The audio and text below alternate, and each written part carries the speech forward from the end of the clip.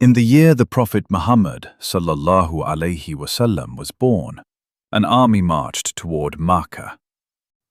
Not an ordinary army, an army led by elephants. The largest, most terrifying military force the Arabian Peninsula had ever seen. Abraha, the ruler of Yemen, wanted to destroy the Kaaba. He built a magnificent cathedral in Sana'a and wanted to redirect all pilgrimage to his church. When the Arabs refused, he assembled his army and marched. Nothing could stop him. No tribe dared to fight.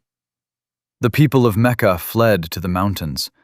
The Kaaba stood defenseless.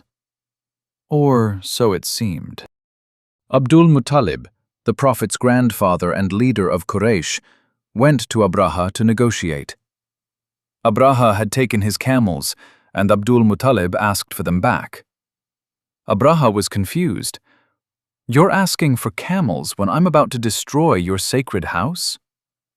Abdul Muttalib's answer echoes through history. "The camels are mine, so I ask for them. The house has a Lord who will protect it." He took his camels and left. And Allah sent something Abraha never expected.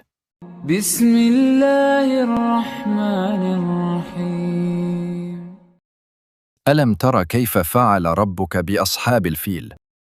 Have you not seen? Allah asks the Prophet and every reader to witness how your Lord dealt with them. Rabbuka, your Lord. Personal. The same Lord who protects the Kaaba is the same Lord who protects you. And he didn't just stop them. The word fa'ala, what he did to them. Active, deliberate, devastating. ألم يجعل كيدهم في تضليل? Did he not make their plan into misguidance? Tadlil, their carefully planned military campaign, turned into confusion, chaos, destruction. The greatest plan they could conceive crumbled into nothing.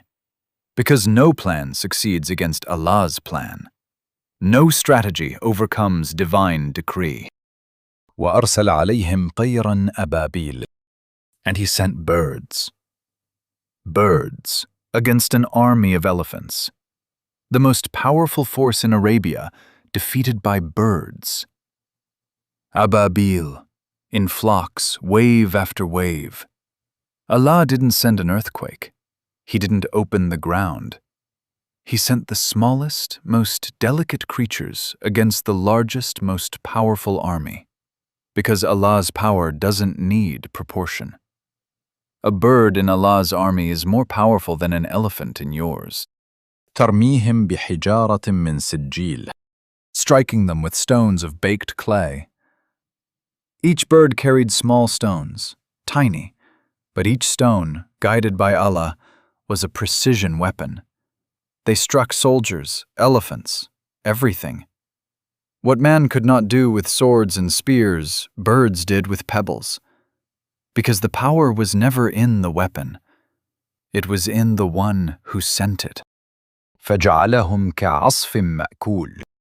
He made them like eaten straw. Chewed up, digested, discarded. The mighty army reduced to something less than animal feed. The most vivid image of total annihilation. From the most powerful force in the land to less than garbage. That is what happens when you war against what Allah protects. This event happened in the year the Prophet was born. Allah protected the Kaaba even before Islam was revealed. Because the Kaaba didn't need an army of believers to defend it. It had the Lord of the worlds. And if Allah protected a building of stone, how much more will He protect the believers who worship inside it? When you feel powerless against the forces in your life, remember the birds. Remember that Allah doesn't need proportion. He doesn't need your strength.